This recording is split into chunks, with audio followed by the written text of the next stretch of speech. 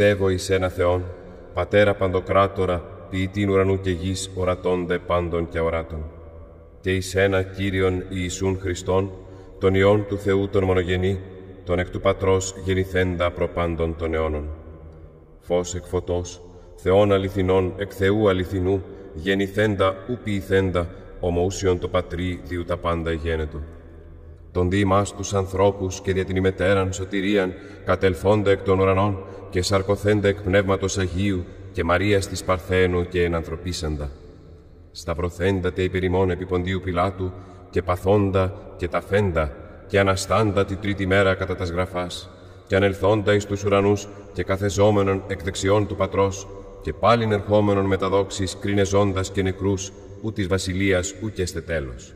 Και εις το Πνεύμα το Άγιον, το Κύριον, το ζωοποιόν, το εκ του Πατρός εκπορευόμενον, το συν Πατρί και Υιό συμπροσκυνόμενον,